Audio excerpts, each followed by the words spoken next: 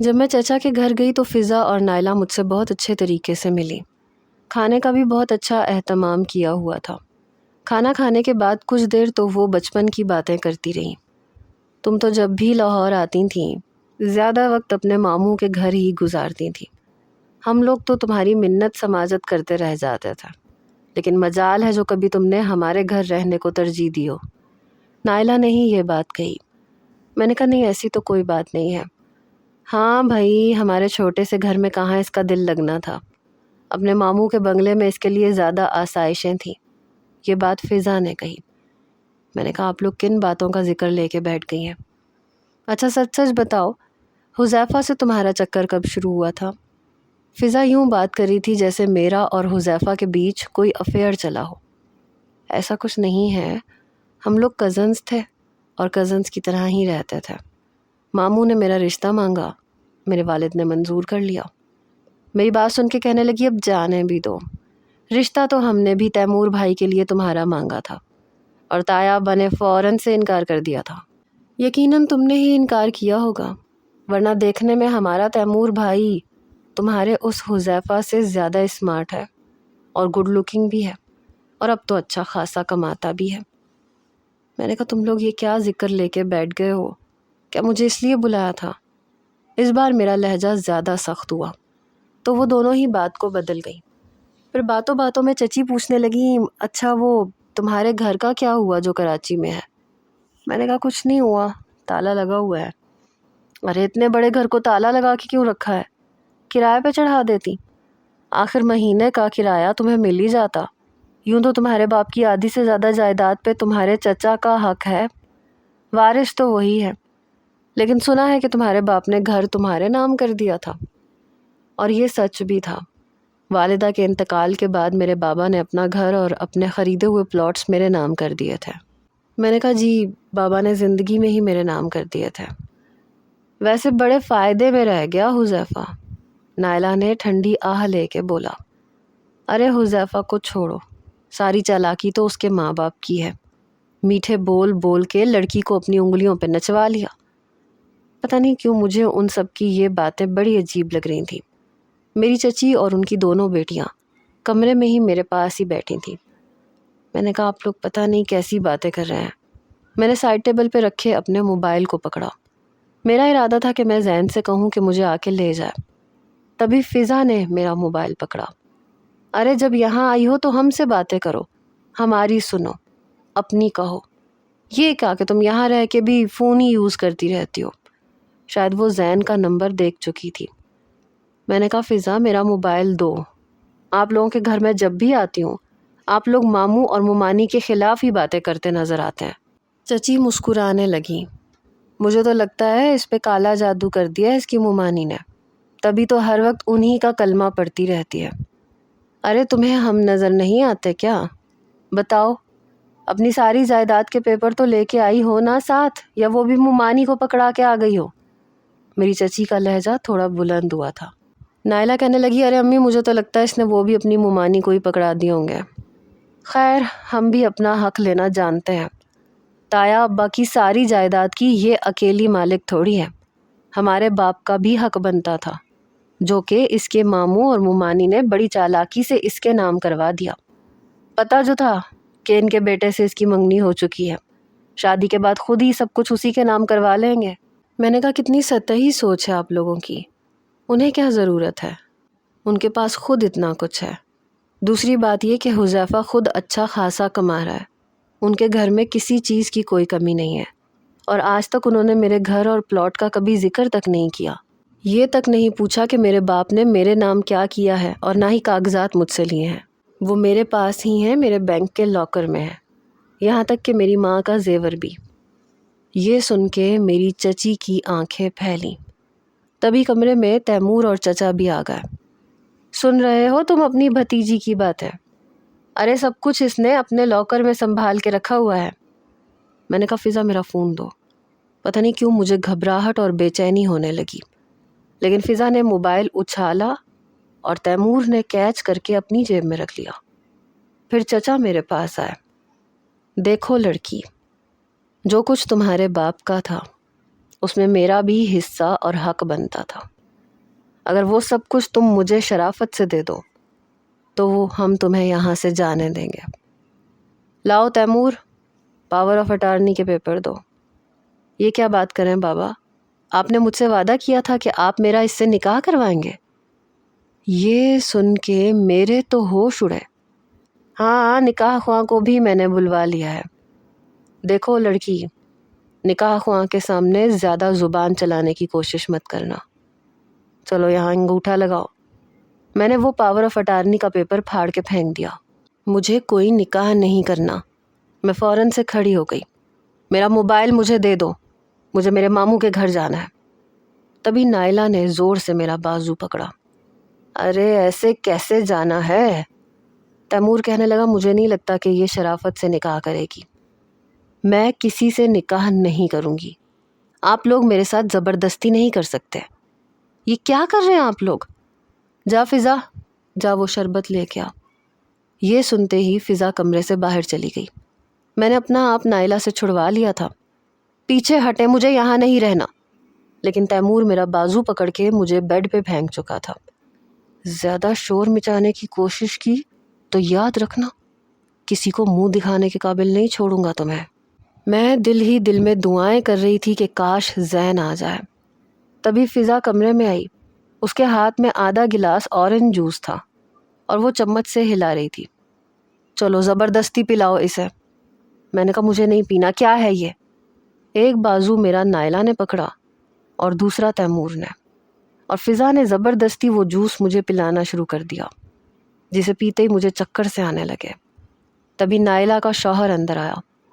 نکاح خواہ آ گیا ہے۔ شاید ان سب لوگوں نے مل کے میرے خلاف یہ سازش رچائی تھی، لیکن میرا سر بری طرح چکرا رہا تھا۔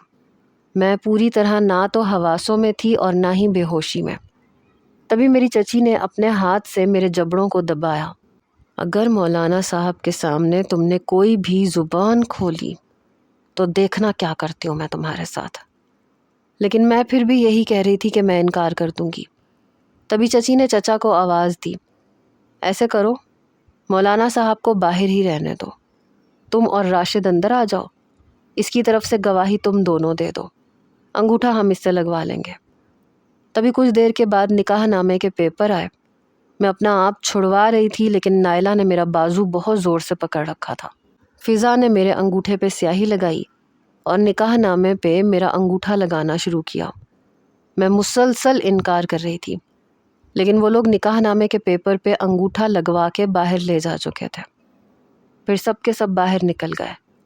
میرا سر ابھی بھی گھوم رہا تھا۔ کمرے کا دروازہ بند تھا۔ میں بامشکل بیڈ سے اٹھی، اپنے چکراتے سر کو ایک ہاتھ سے پکڑا، لڑکھڑاتے قدموں سے میں کھڑکی کے پاس آئی۔ کھڑکی کو کھول کے دیکھا تو صحن میں بالکل خاموشی تھی۔ میں کھڑکی کے ذریعے صحن میں آئی۔ ڈرائنگ روم سے باتوں کی آوازیں آ رہی تھیں۔ میں لڑکھڑاتے قدموں سے مین دروازے تک آئی۔ دروازہ آہستہ سے کھولا اور باہر نکل گئی۔ میں نہیں جانتی تھی کہ میں کہاں جا رہی ہوں۔ مجھے ایک کے بجائے چار چیزیں نظر آ رہی تھیں، لیکن اگر میں آج یہاں سے نہ نکلتی تو شاید عزت سے بھی ہاتھ کھو بیٹھتی۔ مجھے بالکل سمجھ نہیں آ رہا تھا کہ میں کیا کروں اور کیا نہیں۔ تبھی میں نے کچھ فاصلے پہ کھڑی گاڑی کی کھلی ہوئی ڈگی دیکھی۔ ڈرائیور آگے کسی سے باتوں میں مصروف تھا۔ میں لڑکھڑاتے قدموں سے گئی اور اس ڈگی میں لیٹ کے ڈگی آہستہ سے بند کر لی۔ آہستہ آہستہ مجھ پہ غنودگی اور زیادہ چھانے لگی۔ میں ہوش سے غافل ہونے لگی، لیکن اتنا سمجھ میں آ رہا تھا کہ گاڑی چل رہی ہے اور گاڑی میں ہلکے سروں میں گانا چل رہا ہے، لیکن میں پھر ہوش کی دنیا سے غافل ہو چکی تھی۔ جب مجھے ہوش آیا تو میں ایک چارپائی پہ لیٹی تھی۔ کمرے کی دیواریں سیمنٹ والی تھیں، پنکھا چل رہا تھا اور ایک عورت کرسی پہ بیٹھی مجھے بڑے غور سے دیکھ رہی تھی۔ جب میں اٹھ کے بیٹھی تو کہنے لگی، لیٹی رہو۔ کون ہو تم؟ میں نے کہا میں کون ہوں؟ میں نے پھر سے اپنا سر پکڑا۔ کہنے لگی، جس گاڑی کی ڈگی میں تم بے ہوش تھیں، میرا شوہر اس گاڑی کا ڈرائیور تھا۔ اس نے کچھ سامان رکھنے کے لیے ڈگی کھولی تو تم تھی وہاں۔ اس نے تمہیں ہلایا جلایا، لیکن تمہیں ہوش نہیں آیا۔ وہ ڈر گیا کہ شاید تم مر گئی ہو اور گھبرا بھی گیا کہ کہیں اس پہ قتل کا کیس نہ آ جائے، لیکن جب اس نے نبض دیکھی تو چل رہی تھی۔ بجائے وہ اپنے مالک کے گھر لے جانے کے وہ تمہیں یہاں اپنے گھر لے آیا۔ میں اسی ڈرائیور کی بیوی ہوں۔ تم 2 دن سے بے ہوش ہو۔ میں نے کہا کیا؟ میں 2 دن سے بے ہوش ہوں؟ کہنے لگی ہاں، بمشکل بس پانی ہی چمچ سے تمہارے حلق سے اتارا ہے۔ ہم تو خود ڈر گئے تھے کہ تمہیں کسی ہاسپٹل میں لے جانے سے ہم پھنس نہ جائیں۔ شکر ہے تمہیں ہوش آ گیا۔ کون ہو تم؟ میں رونے لگی۔ وہ عورت جس کی عمر 30 سال تھی پریشان سی ہو گئی۔ ارے بھائی رو کیوں رہی ہو؟ چپ ہو جاؤ۔ مجھے کچھ کھانے کو مل سکتا ہے؟ مجھے اپنے اندر بہت نقاہت محسوس ہو رہی تھی۔ ہاں ہاں میں ابھی لاتی ہوں۔ وہ جلدی سے باہر گئی۔ 15-20 منٹ بعد آئی تو پراٹھے اور ساتھ میں اچار مجھے دیا۔ فی الحال تو یہ کھا لو کیونکہ کھانا ابھی پک رہا ہے۔ میں نے جلدی جلدی روٹی اپنے اندر ڈالی۔ پھر اس نے دودھ کا گلاس مجھے دیا۔ میں نے وہ پیا۔ تبھی باہر کا دروازہ کھٹکا۔ پھر ایک مردانہ آواز سنائی دی۔ وہ عورت باہر جا چکی تھی۔ ببلی، ارے اس لڑکی کو ہوش آئی یا نہیں؟ میں تو پریشان ہو کے رہ گیا ہوں۔ ہاں ہاں وہ جاگ گئی ہے، اسے واقعی ہوش آ گئی ہے۔ کچھ دیر بعد وہ عورت جس کا نام ببلی تھا اور وہی شخص جو گاڑی کے پاس کھڑا کسی اور سے باتیں کر رہا تھا، وہ دونوں ہی میرے پاس آ گئے۔ مجھ سے پوچھنے لگے۔ میں نے روتے روتے مختصراً انہیں بتا دیا۔ وہ شخص کہنے لگا بی بی صاحبہ اگر آپ کو اپنے گھر کا پتہ ہے تو آپ مجھے بتا دیں، میں آپ کو آپ کے گھر چھوڑ آتا ہوں۔ مجھے اپنے ماموں کا ایڈریس پتہ تھا۔ میں نے کہا ہاں میں اپنے ماموں کے گھر جانا چاہتی ہوں۔ اس کی بیوی اسی گاڑی میں آگے بیٹھی اور میں پچھلی نشست پہ۔ جب میں ماموں کے گھر کے پاس پہنچی تو چوکیدار مجھے دیکھ کے حیران ہوا۔ کہنے لگا آپ یہاں؟ میں نے اسے کوئی جواب نہیں دیا۔ تیز قدموں سے اندر گئی تو دیکھا میری مومانی پریشان بیٹھی ہوئی تھی اور بینش ان کے برابر میں بیٹھی تھی۔ زین البتہ وہاں نہیں تھا۔ مجھے دیکھتے ہی مومانی کھڑی ہو گئی۔ میں ان کے ساتھ لگ کے رونے لگی۔ کہنے لگی کیا ہوا ہے تمہیں؟ کہاں گئی تھی تم؟ اس سے پہلے کہ میں کچھ کہتی، مومانی نے مجھے خود سے پیچھے کیا۔ اگر تمہیں کسی اور سے محبت تھی یا تمہیں کوئی اور پسند تھا تو ہمیں پہلے بتا دیتی۔ گھر سے بھاگنے کی کیا ضرورت تھی؟ یہ سن کے میں حیران رہ گئی۔ میں نے کہا نہیں میں گھر سے نہیں بھاگی تھی۔ کہنے لگی تو کہاں گئی تھی تم؟ تمہیں پتا ہے آج 3 دن تم یہاں پہنچی ہو۔ وہاں تمہارے چچا چچی رو رو کے پریشان ہیں کہ راتوں رات لڑکی پتہ نہیں کہاں کس کے ساتھ بھاگ گئی۔ اپنا موبائل تک تم نے نہیں لیا۔ کیا چکر تھا تمہارا؟ کس کے ساتھ چکر چلا رہی تھی؟ کوئی اور پسند تھا تو صاف کہہ دیتی، ہم زبردستی نہ کرتے تمہارے ساتھ۔ میں نے کہا مومانی آپ میری بات تو سنیں۔ لیکن مومانی نے کوئی بات سنی ہی نہیں۔ تم نے ہم سب کو بدنام کر کے رکھ دیا۔ میرا بیٹا پاگلوں کی طرح پولیس میں اور ادھر ادھر چکر لگاتا پھر رہا ہے، تمہیں ڈھونڈتا پھر رہا ہے۔ بتاؤ مجھے ہماری محبت میں عزت میں کہاں کمی آ گئی تھی نتاشا؟ اسی وقت زین گھر پہ آیا۔ بے حد پریشان تھا، رنگ اڑا ہوا تھا۔ مجھے دیکھ کے کہنے لگا تم کہاں گئی تھی؟ تو میں رونے لگی۔ کہیں نہیں گئی تھی، میری کوئی بات تو سنے۔ میری مومانی کہنے لگی اب کہنے سننے کو بچا ہی کیا ہے؟ پوری برادری میں ڈھنڈورا پٹ چکا ہے کہ تم کسی کے ساتھ بھاگ گئی ہو۔ لوگوں کے فون آ رہے ہیں، حذیفہ وہاں پریشان ہے۔ یہ سن کے میرے ہوش اڑ کے رہ گئے۔ کہاں کہاں میری گمشدگی کی خبر پہنچی تھی اور کس انداز سے۔ زین کہنے لگا آپ چپ تو کریں، تم مجھے بتاؤ کہاں گئی تھی تم؟ اس کی شیو بڑی ہوئی تھی، آنکھوں سے لگ رہا تھا جیسے سویا نہیں ہے۔ بینش بھی میرے پاس آ گئی۔ میں نے روتے روتے ساری بات بتائی۔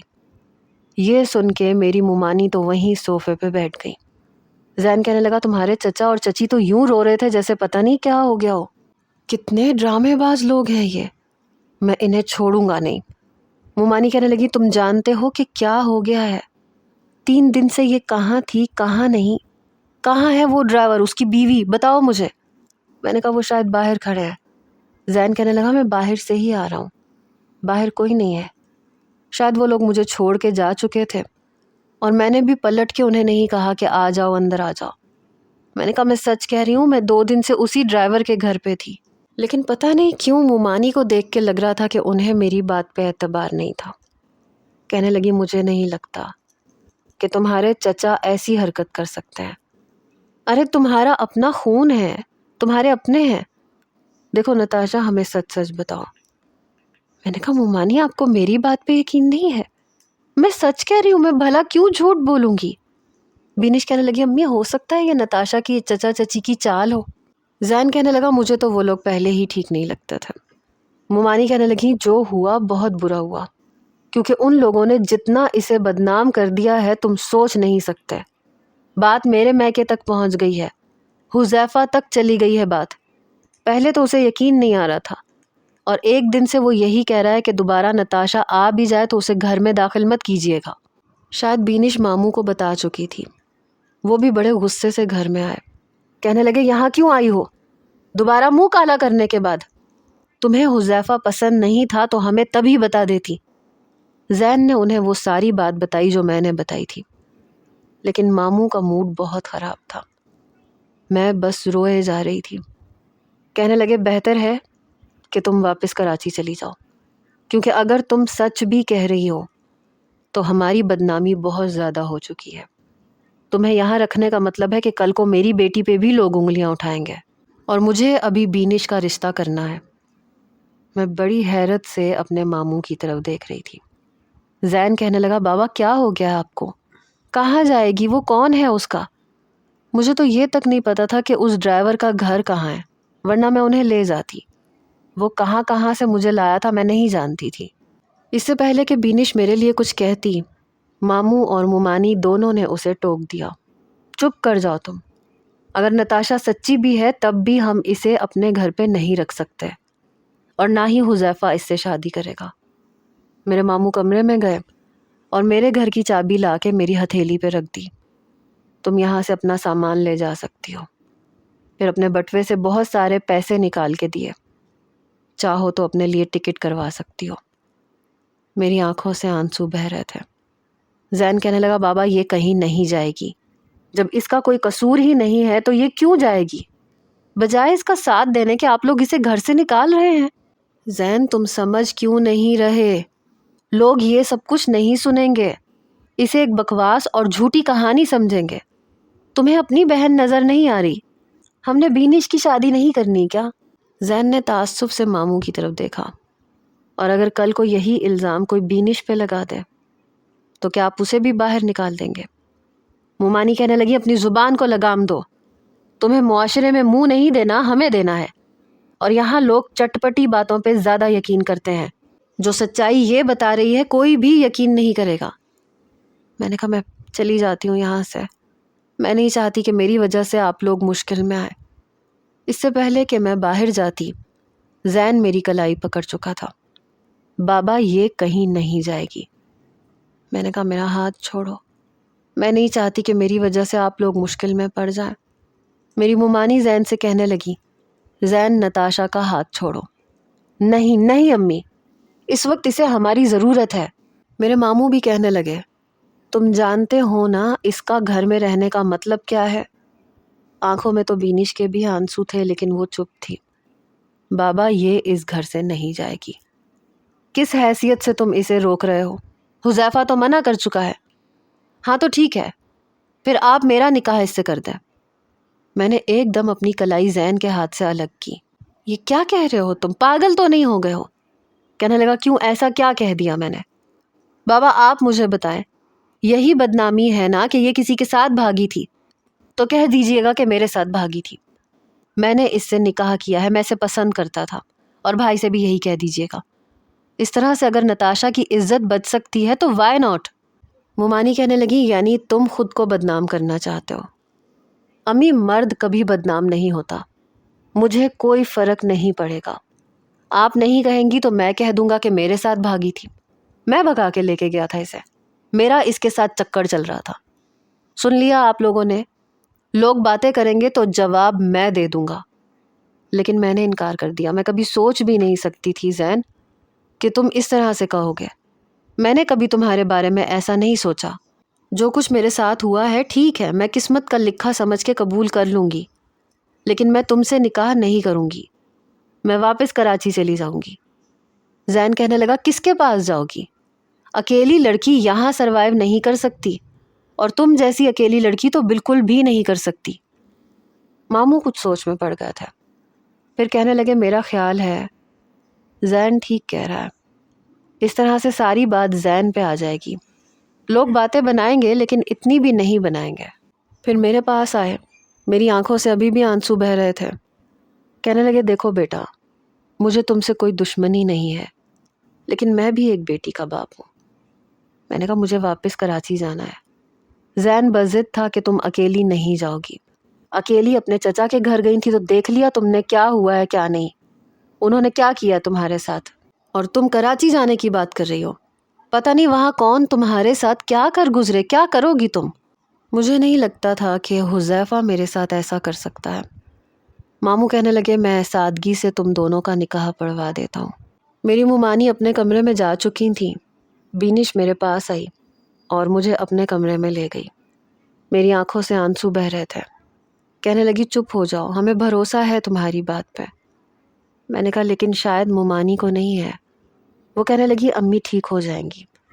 میں نے کہا مجھے یقین نہیں آ رہا، کیا تمہارے بھائی کو مجھ پہ بھروسہ نہیں تھا؟ کیا وہ اتنا سا بھی اعتبار مجھ پہ نہیں کر سکتا تھا؟ بینش کہنے لگی تم کیوں پریشان ہو رہی ہو؟ جس طرح سے تمہارے چچا چچی یہاں پہ باتیں کر کے گئے ہیں اور پورے خاندان میں تمہیں بدنام کیا ہے، کچھ پل کے لیے تو میرا بھی دماغ بھٹک کے رہ گیا تھا. بس ایک زین تھا جسے ان باتوں پہ یقین نہیں تھا، اور وہ آج بھی تمہارے ساتھ کھڑا ہے. لیکن مجھے یہ سب کچھ بہت برا لگ رہا تھا. آدھے گھنٹے کے بعد مولانا صاحب آ چکے تھے. ایجاب و قبول بھی ہو گیا اور نکاح بھی.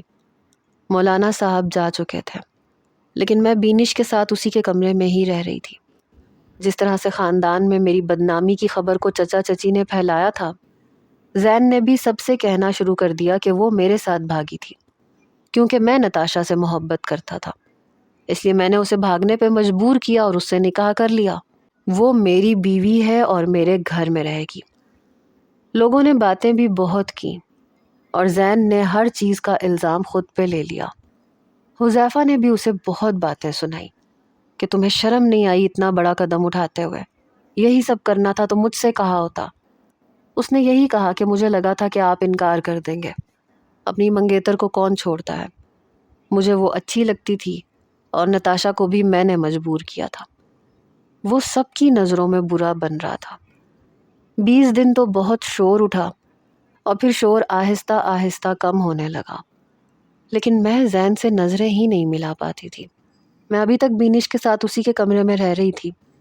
ممانی مجھ سے بات نہیں کرتی تھی، ماموں بھی لیے دیے ہی رہتے تھے.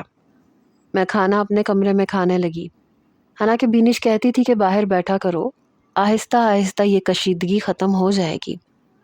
لیکن پتہ نہیں کیوں زین کو دیکھتے ہی میری نظریں جھک جاتی تھیں. اسے دیکھنا مجھے گناہ کی طرح لگنے لگا تھا، کیونکہ میں نے کبھی اس کے بارے میں اس انداز سے سوچا ہی نہیں تھا.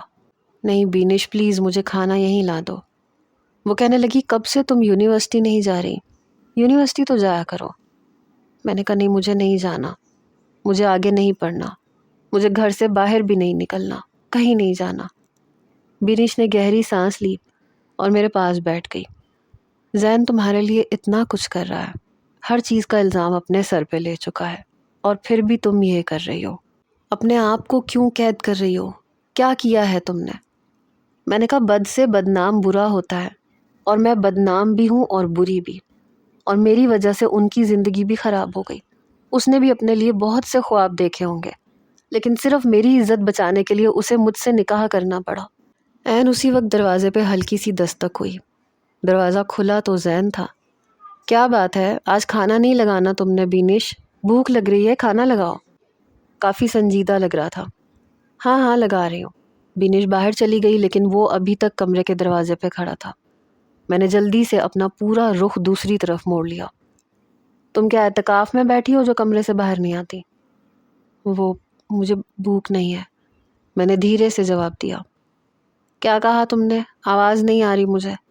یہ کہتے ہوئے وہ اندر آیا اور دروازہ بند کر دیا. میرا دل بڑی زور زور سے دھڑکا. تم پلیز کمرے سے باہر جاؤ. لیکن وہ میرے پاس آ چکا تھا. کچھ پوچھا ہے میں نے تم سے، باہر کیوں نہیں آتی؟ زین مجھے کوئی جواب نہیں دینا، تم جاؤ یہاں سے.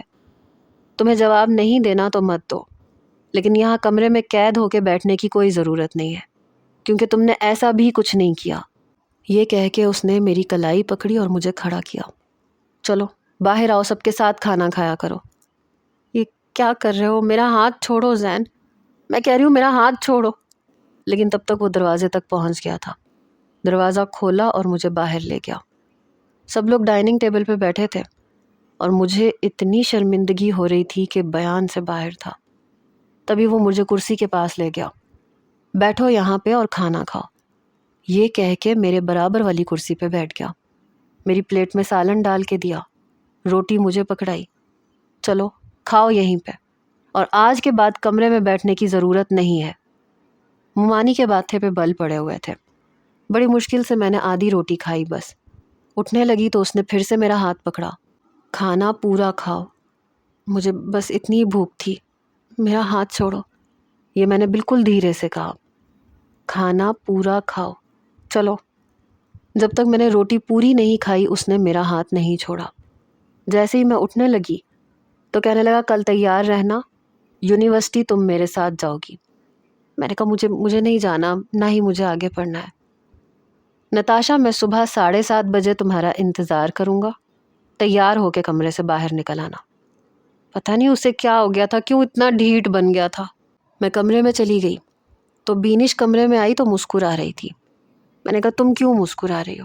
میرا اندر سے دل جل کے رہ گیا تھا۔ ارے نہیں، بس ایسے ہی۔ تمہارا یونیورسٹی کا بیگ تیار کر دوں؟ مجھے نہیں جانا۔ میں نے تکیہ درست کیا اور لیٹ گئی۔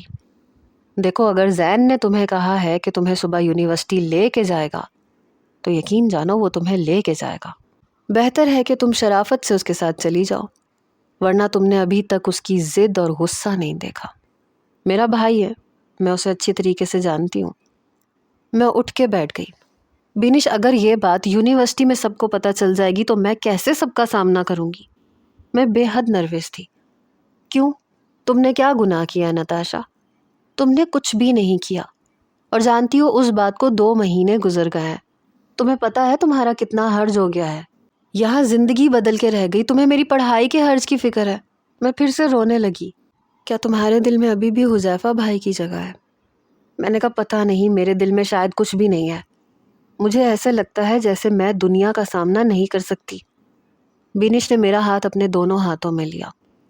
پریشان مت ہو، دنیا کو فیس کرنا سیکھو، اور جب بھائی تمہارے ساتھ ہے تو تمہیں نہ ڈرنے کی ضرورت ہے، نہ پریشان ہونے کی ضرورت ہے۔ وہ ہے نا، وہ سنبھال لے گا۔ صبح 7 بجے بینش نے مجھے جگا دیا۔ میں تیار تو ہو گئی تھی لیکن بہت گھبرا رہی تھی۔ ٹھیک 7:30 بجے دروازے پہ دستک ہوئی۔ نتاشا باہر آؤ۔ پہلے بھی کبھی میں زین سے یوں نہیں ڈری تھی، نہ کبھی گھبرائی تھی، بلکہ بچپن سے ہی بینش اور زین کے ساتھ ہی تو کھیلتی آئی تھی، مذاق کرتی تھی، باتیں کرتی تھی، ایک دوسرے سے چھین کے کھاتے تھے۔ لیکن اب لگ رہا تھا جیسے اب وہ میرے لیے اجنبی ہو چکا ہو۔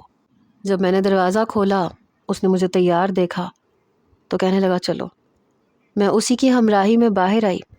حالانکہ پہلے بھی میں اس کے ساتھ فرنٹ سیٹ پہ بیٹھتی تھی، لیکن آج میں نے گاڑی کی پچھلی نشست کا دروازہ کھولا۔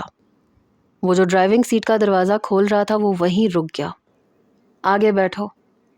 نہیں، میں پیچھے ٹھیک ہوں۔ ہاں لیکن میں تمہارا ڈرائیور نہیں ہوں، آگے بیٹھو جیسے پہلے بیٹھتی تھی۔ زین پلیز، میں ملتجی ہوئی۔ نو پلیز، آگے بیٹھو۔ بیٹھ کے آگے کا دروازہ کھول چکا تھا۔ دروازہ بند کیا اور میں اگلی سیٹ پہ بیٹھ گئی۔ یونیورسٹی میں بھی وہ بڑے دھڑلے سے سب سے یہ کہہ کے تعارف کروا رہا تھا کہ یہ میری بیوی ہے، اور مجھے شرمندگی ہو رہی تھی۔ اس نے یونیورسٹی میں بھی یہی بتایا کہ ہماری شادی تھی، اس لیے 2 مہینے نتاشا یونیورسٹی نہیں آ سکی۔ لیکن پتہ نہیں کیوں مجھے بڑا غصہ آیا۔ واپسی پہ جب میں گاڑی میں بیٹھی تو میں کافی غصے میں تھی۔ کہنے لگا کیا ہوا؟ تمہیں کسی نے کچھ کہا ہے جو موڈ آف ہے؟ میں نے کہا کسی کو کچھ کہنے کی کیا ضرورت ہے، تم کہنے کے لیے کافی ہو نا۔ کیا ضرورت تھی یونیورسٹی میں یہ ڈھنڈورا پیٹنے کی کہ میں تمہاری بیوی ہوں؟ میری آنکھوں میں آنسو جھلملائے۔ تو کیا تم میری بیوی نہیں ہو؟ اس کے الٹے سوال پہ میں نے اسے بڑے غصے سے دیکھا، اور وہ مجھے ہی دیکھ رہا تھا۔ بولو، کیا نہیں ہو میری بیوی؟ ہو نا؟ مجھے تو کوئی شرمندگی نہیں ہے یہ بتانے میں، تو تمہیں اتنی شرمندگی کیوں ہو رہی ہے؟ میں کھڑکی سے باہر دیکھنے لگی۔ کل سے مجھے یونیورسٹی نہیں جانا۔ میں نے کھڑکی سے باہر دیکھتے ہوئے ہی کہا تھا۔ کیوں نہیں جانا؟ اس لیے کہ تمہاری شادی مجھ سے ہو گئی، اس لیے یونیورسٹی نہیں جانا۔ میرے خیال سے شادی شدہ لڑکیوں کی انٹری یونیورسٹی میں بین نہیں ہوئی۔ زین، میں تم سے کہہ چکی ہوں نا کہ مجھے کل سے یونیورسٹی نہیں جانا، مجھے آگے نہیں پڑھنا۔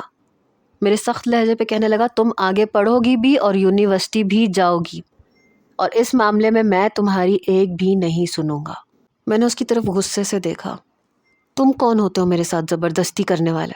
نہیں پڑھنا مجھے تو کیا رخصتی کرنی ہے؟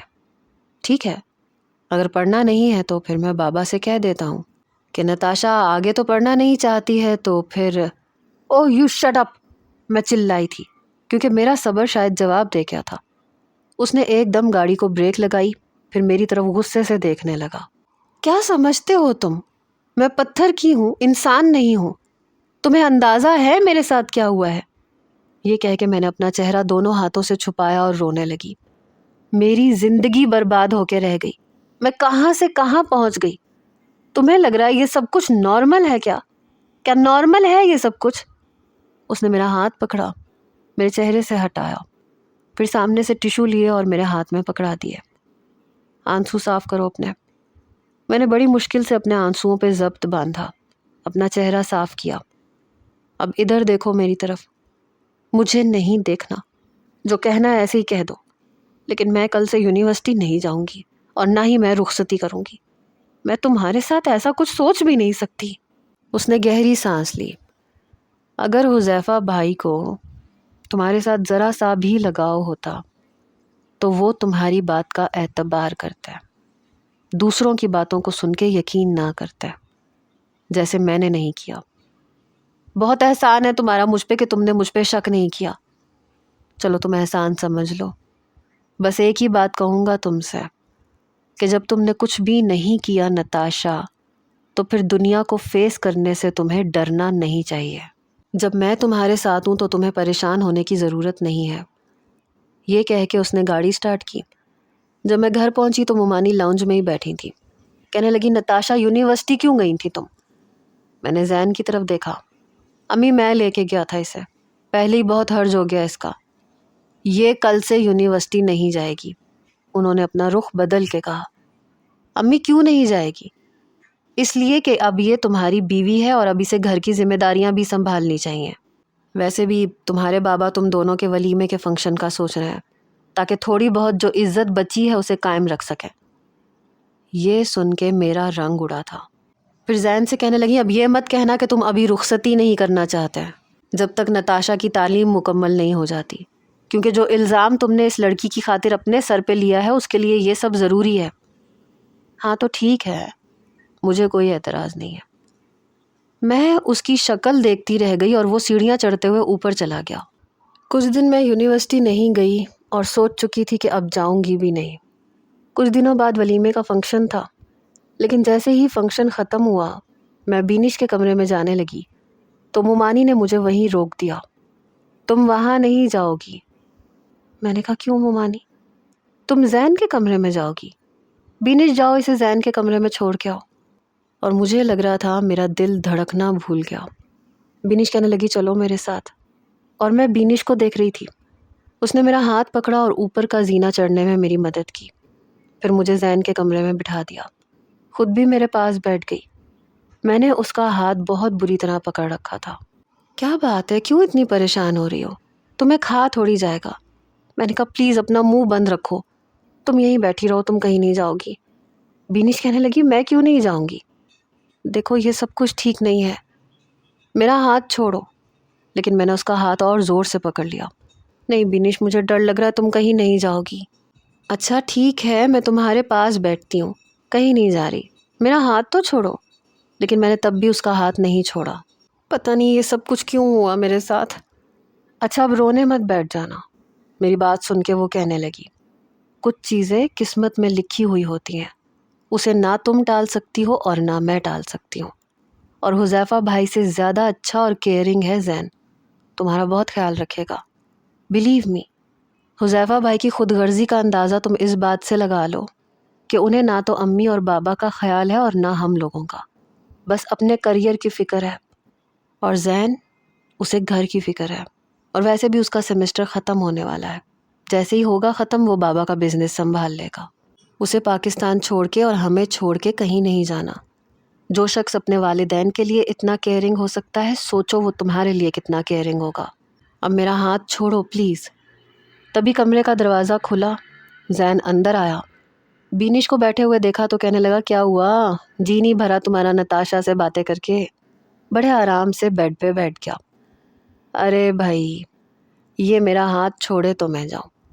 جیسے ہی بینش نے یہ بات کہی، میں بہت نروس ہوتے ہوئے اس کا ہاتھ چھوڑ بیٹھی۔ پھر وہ ہنستے ہوئے کھڑی ہو گئی۔ اچھا، پریشان ہونے کی ضرورت نہیں ہے، وہ مجھے یہ کہہ کے کمرے سے جا چکی تھی۔ جیسے ہی وہ کمرے سے گئی، زین کھڑا ہوا اور دروازہ بند کیا اور لاک کر دیا۔ اپنا کوٹ اتارا اور سامنے صوفے پہ رکھ دیا، پھر میرے سامنے آ کے بیٹھ گیا۔ میں اس وقت اتنی نروس تھی کہ میرے ہاتھ بری طرح سے کپ کپا رہے تھے، برف کی مانند ٹھنڈے تھے۔ تبھی اس نے اپنا ہاتھ بڑھا کے میرے ہاتھ پہ رکھا اور میں نے بری طرح سے جھٹک دیا۔ اوہو لڑکی، اتنا خطرناک ری ایکشن! پتہ نہیں کیوں مجھے اپنا دم گھٹتا ہوا محسوس ہو رہا تھا۔ میں فوراً سے کھڑی ہو گئی۔